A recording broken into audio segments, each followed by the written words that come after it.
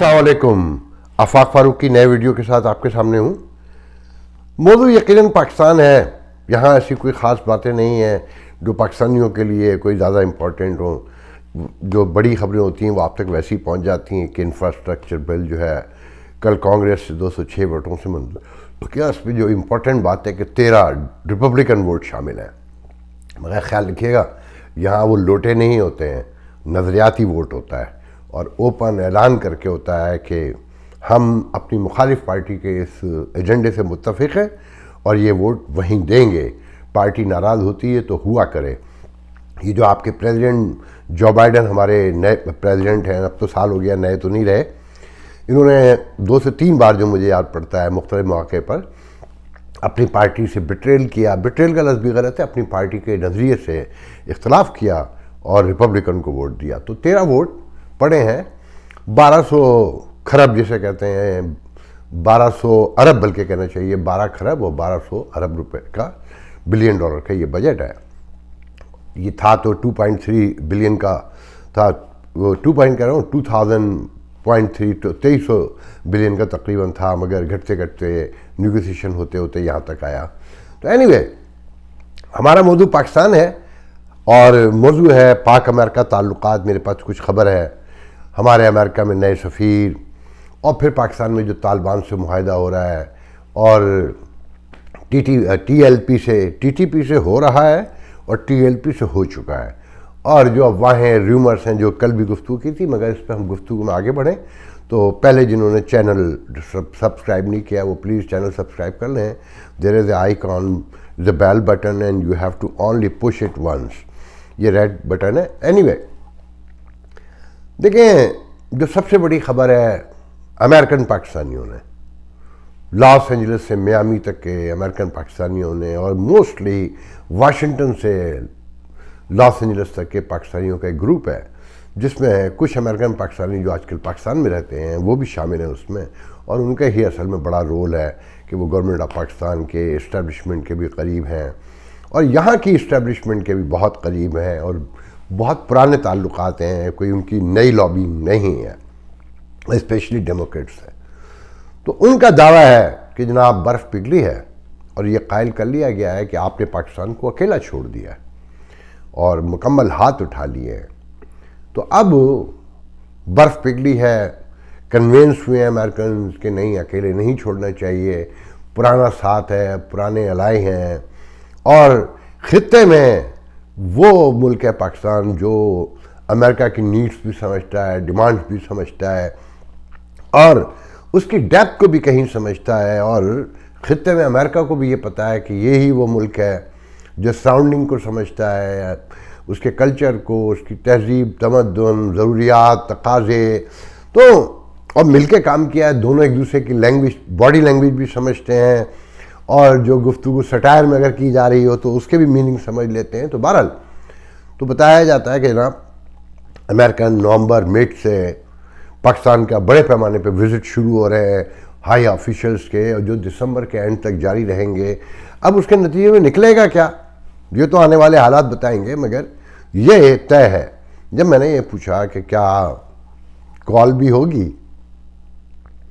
तो फ़ौरन ही जवाब नफ़ी में मुस्कुरा के दिया गया, नहीं, कॉल अभी नहीं होगी, क्योंकि देखें खान साहब की हुकूमत के लिए जहन में रखें, यहाँ ये परसेप्शन डे 1 से मीडिया ने, जो अमेरिकन मीडिया है, न्यूयॉर्क टाइम कहना चाहिए, Washington post, LA time, CNN, CBS, जो डेमोक्रेट मीडिया हम जिसे कहते हैं, उसने ये परसेप्शन बनाया कि इससे स्टूज गवर्नमेंट जो इस्टेब्लिशमेंट ने बनाई है ये उनको रिप्रेजेंट करती है एक इंटरनेशनल कम्युनिटी को एक डेमोक्रेटिक फेस दिखाने के लिए। अदरवाइज ये एक डेमोक्रेट गवर्नमेंट नहीं है, ये पब्लिक के वोट से नहीं आई है, और जो तनाज़ा है अपोजिशन का और हुकूमत का, जो लड़ाइयाँ हैं, जो नवाज शरीफ की जिलावतनी है, तो उसको जब कलेक्ट करके देखा जाता है चीज़ों को इज्तिमाई शक्ल में, तो ये वैसे ही नज़र आने लगता है कि अमेरिकन पाकिस्तानी तो खान साहब के बहुत बड़े सपोर्टर हैं ना, वो तो नहीं मानते हैं,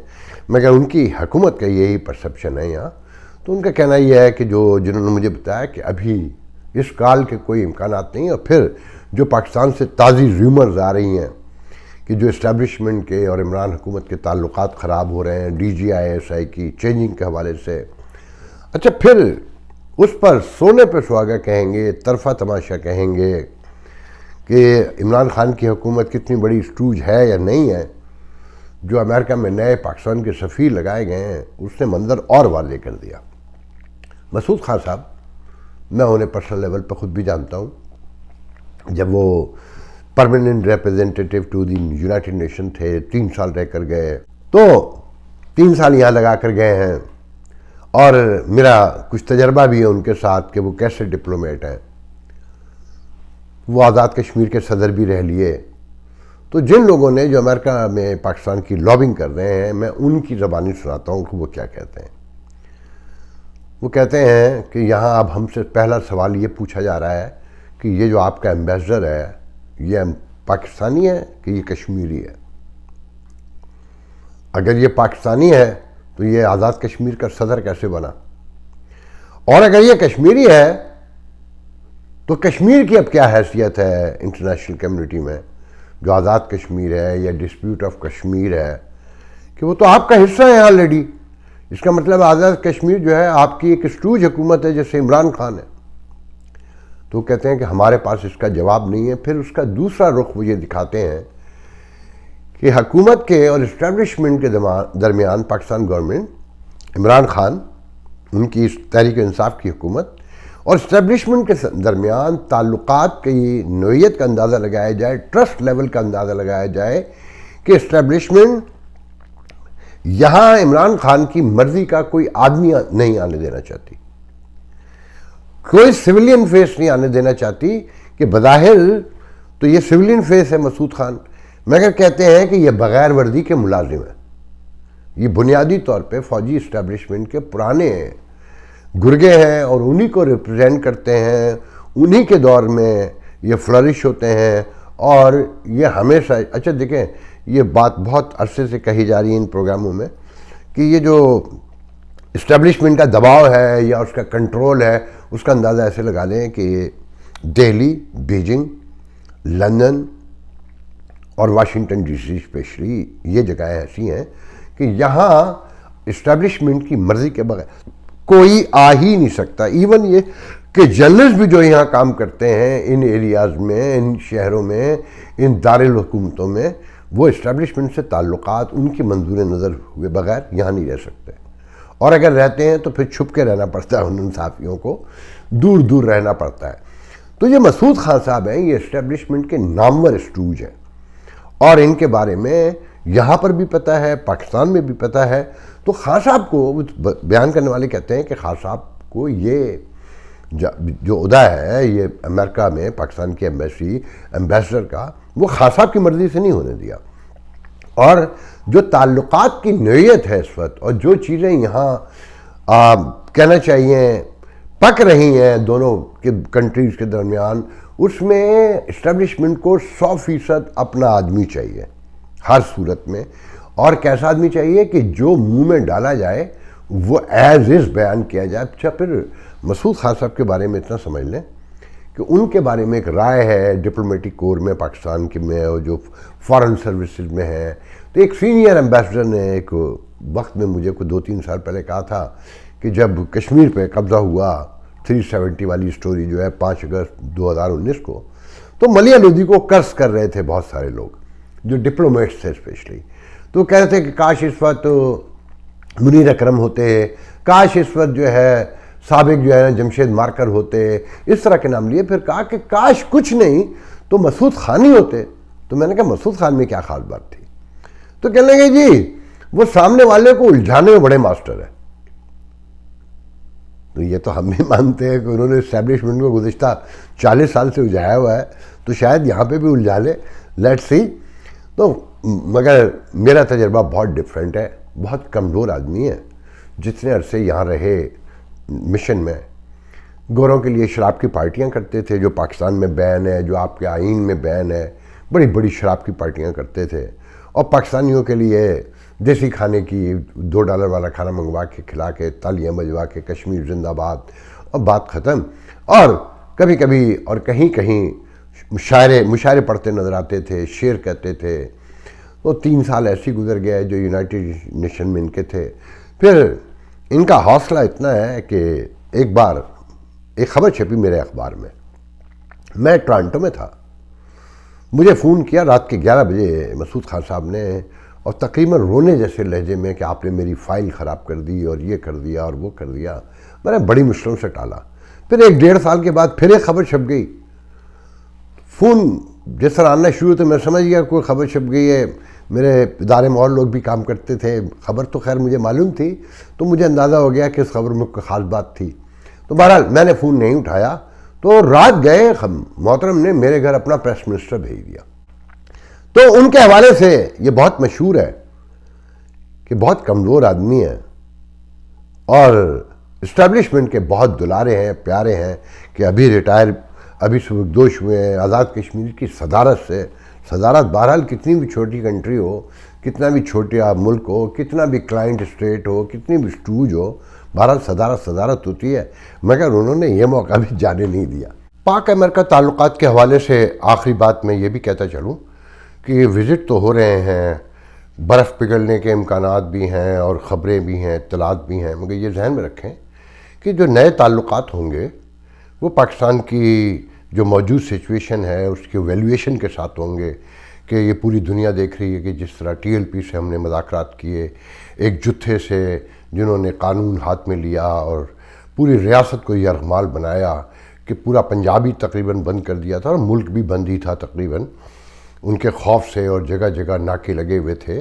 اور پھر انہوں نے پولیس والوں کو جس طرح مارا اور لوگ مرے اور دھمکیاں دیں. پھر فاتحانہ خطاب ہوا کہ مبارکبادیں دی گئیں کہ ہم نے کیسے ریاست کو شکست دی. اور جو معاہدہ ہوا ہے اور جس طرح لوگ چھوڑے گئے ہیں اور قاتلوں کو چھوڑا گیا، پولیس والے جس طرح بیچارے مرے، ان کو کوئی پوچھنے والا بھی نہیں، کہ مقتولین کے قاتل چھوٹ گئے سارے کے سارے. پھر TTP سے جو تحریک طالبان ہے ان سے جس طرح سے مذاکرات ہو رہے ہیں، اور مذاکرات کی جو خبریں ہیں کہ جناب حملے بھی جاری ہیں، کیونکہ جو انہوں نے وعدے کیے ہیں حکومت پاکستان اسٹیبلشمنٹ نے، حکومت پاکستان کا تو کہا جاتا ہے کوئی لینا دینا ہی نہیں ہے، کہ یہ طالبان کی کابل میں حکومت بنتے ہی یہ مذاکرات پہلے کابل میں ہوئے اور پھر اس کے بعد خوست میں بتایا جاتا ہے کہ وہاں ہوئے، اور 3-4 دور ہو چکے ہیں اور معاملات تو لکھے بھی جا چکے ہیں، معاہدہ لکھا جا چکا ہے، مگر اس پہ عمل درآمد ابھی یوں نہیں ہو رہا، سیز فائر یوں نہیں ہو رہا کہ جو انہوں نے ڈیمانڈ کی ہے کہ پہلے ہمارے لوگ چھوڑے جائیں تو وہ نہیں چھوڑیں گے. اس میں کہا جاتا ہے کہ بہت خوفناک لوگ شامل ہیں جو پاکستان میں بڑے حملوں میں شامل رہے ہیں، جو جیسے آرمی اسکول پر، GHQ پر انہیں سزائیں بھی ہو چکی ہیں، تو انہیں چھوڑنا ہے. اب تو اس کے کوئی قانونی تقاضے ہوں گے. اب قانونی تقاضے کیا ہے؟ جب آپ اتنے بڑے بڑے دہشت گردوں سے معاہدے کر رہے ہوں تو قانون و انصاف تو مذاق کے طور پہ رہ گیا. مگر یہ ذہن میں رکھیں کہ امریکہ ویلیویٹ کرے گا کہ یہ ریاست اب کتنی مضبوط ہے اور کتنی کمزور ہے، یہ کہاں جھک سکتی ہے. جب یہ اتنے بڑے جتھوں کے سامنے جو اپنے ہی ملک میں موجود ہیں ان کے سامنے جھک سکتی ہے، تو پھر انٹرنیشنل کمیونٹی، بالادست قوتیں، عالمی طاقتیں جنہیں کہا جائے، تو وہ تو بہت ہی سمجھداری کا ثبوت دیں گی اور یقیناً اپنی حیثیت کو بھی سامنے رکھیں گی اور آپ کی حیثیت کو بھی سامنے رکھیں گی. تو اس کی بنیاد پر معاہدے ہوں گے یا ورکنگ ریلیشن قائم ہوں گے یا جس طرح کی ریلیشن قائم ہونے ہیں. تو موسٹلی تو امریکہ پاکستان کے جو ریلیشن ہیں وہ آرمی ٹو آرمی رہے ہیں. یہ تو ہمارے قصے ہیں خارجہ پالیسی میں پبلک کو دکھانے کے لیے کہ ہم امریکہ سے تجارت چاہتے ہیں اور ہم نے یہ کہا ہے اور ہم نے وہ کہا ہے منوایا کبھی کچھ نہیں ہے. تو نئی روشنی جو نئی سچویشن ہے پاکستان کی، اس میں تو پاکستان کا کیس بہت کمزور اور بہت خراب ہے اور ریپوٹیشن نہ ہونے کے برابر ہے، خاص کر ان 2 معاہدوں کی خبروں کی روشنی میں اور ان کی موجودگی میں. تو دیکھنا یہ ہے کہ یہ معاملات اب کہاں جائیں گے. لیکن ذہن میں رکھیں کہ یہ جو معاہدے ہوئے ہیں طالبان سے اور تحریک لبیک سے، اس نے ایک بات ثابت کر دی ہے کہ پاکستان میں کے بارے میں جو یہاں کہا جاتا ہے، کتابیں بھی لکھی گئی ہیں ایک ہارڈ کنٹری کے نام سے، اناتول لیوائن ایک بہت مشہور رائٹر ہے، ان کی کتاب اس میں لکھتے ہیں کہ پاکستان جو ہے نا یہ متحرک گروپوں کا، گروہوں کا ایک گڑھ ہے، اور انہیں جوڑ کر انہیں ساتھ بٹھا کے کسی صورت سے ایک ریاست چلانے کی کوشش کی جا رہی ہے، اور ویلیویٹ کیا جاتا ہے کہ کون سا گروپ کتنا طاقتور ہے، وہ کتنی سڑک پہ آ کے قوت کا مظاہرہ کر سکتا ہے، اس کو اسی بنیاد پہ سہولت ملتی ہے، قانون کے تقاضے پورے ہوتے ہیں، انصاف ملتا ہے۔ اور دیکھیں، اور تحریک لبیک کے بعد تو بہت واضح ہو گیا نا، بظاہر تو کہا جاتا ہے نا کہ جو قانون ہے، طاقت ہے، وہ لیجیٹیمیٹ ریاست ایک طریقے سے استعمال کرتی ہے، صرف اس کا اختیار ہوتا ہے۔ مگر تحریک لبیک نے یہ ثابت کیا کہ نہیں، ایسا نہیں ہے، جس کے ہاتھ میں بھی طاقت ہوگی، جو جتھا بھی مضبوط ہوگا، جو اسٹریٹجیلی سڑک پر آ کر قبضہ کر لے گا، ریاست کو جھکایا جا سکتا ہے۔ تو اس روشنی میں ان تعلقات کو دیکھیں تو معاملہ بہت واضح نظر آتا ہے کہ ہم اب کہاں کھڑے ہوئے ہیں۔ ہم آگے بڑھتے ہیں، پاکستان کی طرف آتے ہیں۔ بیان کیا جا رہا ہے کہ جناب خان صاحب کی حکومت کے دن گنے جا رہے ہیں، اور اسٹیبلشمنٹ کی اور ان کی لڑائی بڑھتی جا رہی ہے، خاص کر یہ مہنگائی کا جو طوفان اٹھا اور خان صاحب نے جس طرح اس کو ہینڈل کیا۔ دیکھیں، خان صاحب نے تو اپنی ناکامی کا اعتراف کر لیا ہے کہ جی مافیاز ہیں اور عدالتیں انہیں چھوڑ دیتی ہیں، جس طرح سے وہ بیانات بین ڈال رہے ہیں کہ ان کے ہاتھ میں کچھ نہیں ہے۔ مگر ہمارے ملکوں میں، تیسری دنیا کے سارے ملکوں کا المیہ یہ ہوتا ہے کہ یہاں اعتراف تو کیا جاتا ہے مگر عہدہ نہیں چھوڑا جاتا، استعفیٰ نہیں دیا جاتا، یہ نہیں مانا جاتا کہ جناب میں ناکام ہو گیا ہوں، میں جا رہا ہوں، جس نے آ کے کرنا ہے، سدھارنا ہے، سدھار لے۔ اور پھر یہ خبریں بڑے پیمانے پہ ہیں کہ 19 نومبر کو D G I S I کی جو 20 تاریخ کو پوسٹنگ ہے، اب یہ دیکھیں کتنا بڑا المیہ ہے، یہ کیسا کیاس ہے کہ ایک تو لٹکایا گیا پہلے، پھر لٹکنے کے بعد جو ریومرز، افواہیں سے لے کر جو ایک کیاس پیدا ہوا، اس کے بعد سائن ہوئے نوٹیفیکیشن پہ، مگر اب بھی کسی کو یقین نہیں ہے کہ یہ پوسٹنگ پراپرلی ان مینر جا کر 20 نومبر کو ہو سکتی ہے۔ اب یہ ہے کہ ہو سکتا ہے خان صاحب جو ہیں باجوہ صاحب کو سیک کر دیں، اور ہو سکتا ہے باجوہ صاحب خان صاحب کو سیک کر دیں۔ یہ لٹرلی پوری مارکیٹ میں جسے کہنا چاہیے نا، واٹس ایپ سے لے کر سوشل میڈیا پہ نجم سیٹھی جیسے لوگ جو ہے بغیر نام لکھے ایڈیٹوریل لکھ رہے ہیں، اور درجنوں لوگ اس موضوع پر گفتگو کر رہے ہیں۔ تو اس سچویشن میں سوچئے کہ ایک ملک جس میں معاشی تباہی منہ پھاڑے ہوئے دروازے پہ کھڑی ہے، دروازے پہ کیا کھڑی ہے، اندر آ چکی ہے، اور حکومت یہ کہہ رہی ہے کہ یہ ایک طرف تو عالمی انٹرنیشنل پوری کمیونٹی میں مہنگائی، پھر دوسرے میرے کنٹرول میں نہیں ہے، مافیاز ہیں جو ذخیرہ اندوز ہیں اور اپوزیشن کے لوگ ہیں، ساری شوگر ملیں ان کی، کہ آج 160 روپے کی چینی بک رہی ہے کہیں کسی شہر میں، کہیں 150، 145۔ اور چینی جو شوگر ایسوسیشن ہے وہ کہتے ہیں کہ حکومت کی ناکام پالیسیاں، کوتاہیاں، غفلتیں، انہوں نے یہ معاملات یہاں تک پہنچائے۔ اب یہ سوچئے کہ ایک طرف معاشی طوفان پہلے سے ہے، سوشو پولیٹیکل جو کیاس ہے، جو سیٹلمنٹ تو تھی نہیں، کہ جو انسیٹلمنٹ جسے کہنا چاہیے، اسٹیبلشمنٹ کی حکومت کی لڑائی ہے، اپوزیشن کی اسٹیبلشمنٹ کی لڑائی ہے، اپوزیشن کی حکومت سے لڑائی ہے، جو مختلف اور نیچے سیگمنٹ آف سوسائٹیز ہیں، بیوروکریسی الگ کہیں ناراض ہے، کہیں لڑی ہوئی ہے، کہیں چھپی ہوئی ہے احتساب بیوروکریسی خوف سے، اور نیب کا جو نیا آرڈیننس ہے، یہ سارا، یہ ذرا اس کو ذہن میں لائیے، اس پوری گندگی کو۔ اب یہ بتائیے کہ ایسی سچویشن میں کوئی سرمایہ کاری، کوئی انویسٹمنٹ، کوئی سرٹینٹی اکنامک آ سکتی ہے کسی ایسے معاشرے میں؟ مطلب معیشت کی تو بنیادی شرط یہ ہے کہ ایک پراسپر پیسفل معاشرہ ہو، جہاں کی پالیسیز کلیئر، بالکل کرسٹل کلیئر ہوں کہ کیا کرنا ہے، کیسے کرنا ہے، یہ دیں گے تو یہ ہو جائے گا اور یہ نہیں دیں گے تو یہ نہیں ہوگا، مطلب ایک اعتماد کی فضا ہو نا۔ مجھ سے بہت سے لوگوں نے پوچھا ہے کہ آپ مشورہ دیں کہ اکانومی کیسے درست ہوتی ہے، کہ میں کوئی اکانومسٹ نہیں ہوں، مگر پہلے تو یہ کہوں گا کہ یہ جو موجود سچویشن ہے، اس میں جو ڈالر کے امکانات کہیں بڑھنے گھٹنے کے تھے نا، تو ابھی سے یقین رکھا جائے کہ ڈالر بہت تیزی سے بڑھے گا، آپ کی مہنگائی اور ہوگی۔ ایک تو ہم بیسڈ لوگ ہیں، ہم اپنی جیب بھرنے پر یقین رکھتے ہیں، ہم گریڈی معاشرہ ہے نا، غلام بھی رہے ہیں، نئی نئی آزادی ملی ہے، پھر وہ بھی ایک سفوکیٹڈ آزادی. تو جب آپ کہتے ہیں نا صاف چھپتے بھی نہیں، سامنے آتے بھی نہیں، جو ادھوری چیز ہوتی ہے وہ بڑی مضطرب ہوتی ہے، بڑا اضطرار ہوتا ہے، بہت فرسٹریٹڈ ہوتے ہیں. ادھورے لوگ بہت خطرناک ہوتے ہیں. تو ہم اور آپ ایک ادھورا معاشرہ ہے، تو ہم گریڈی بھی بہت زیادہ ہیں، بہت خوفناک گریڈی ہیں. تو اس میں معیشت ڈوبے گی.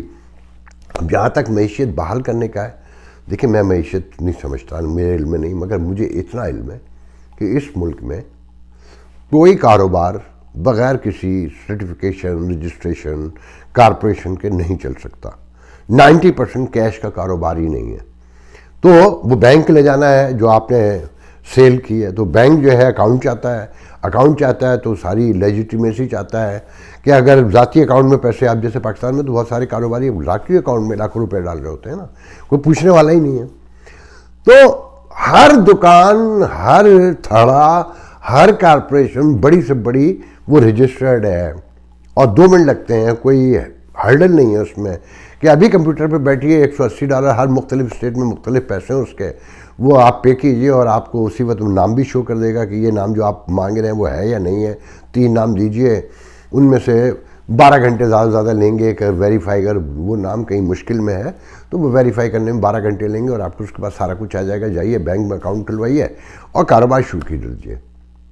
اور جو آپ نے چیک پر خاص کر، مطلب آپ تو کیش میں بھی پکڑ لیتے ہیں وہ والیوم کی بنیاد پر، بہت سمجھدار اور بہت ہی، کہیں یہ ممکن نہیں کہ پیسے دے کے خوش کر کے، میں نے آج تک نہیں سنا. اور ساتھ میں پورے ملک میں یہ چیلنج سے کہتا ہوں، میں دعوے سے کہتا ہوں کہ کسی اونچی ترین پہاڑی پہ بھی ایک چھوٹا سا گھر بنا ہے نا، تو وہ وہاں کی کاؤنٹی میں، وہاں کی ریاست میں، وہاں کے ٹاؤن میں، وہاں کی اسٹیٹ، جو بھی کہیے نا، جتنی ٹیریٹری بنتی فیڈرل، سب میں وہ موجود ہے، وہ لکھا ہوا ہے. وہ ٹیکس پے وہ کرتا ہے، وہ بغیر ٹیکس سے نہیں رہ سکتا. مگر اس کی ایک شرط اور بھی ہے، وہاں بجلی بھی موجود ہوگی، وہاں پانی بھی ہوگا، وہاں گیس بھی ہوگی اگر گیس اس ایریے میں ہے، وہاں ٹیلی فون بھی ہوگا، وہاں انٹرنیٹ بھی ہوگا. 99%، کوئی 1% کوئی چیز مس ہوتی ہو تو ہوتی ہو. تو بہرحال آج کے لیے اتنا بہت ہے. انشاءاللہ کل آپ سے دوسرے ویڈیو میں گفتگو ہوگی. اللہ حافظ.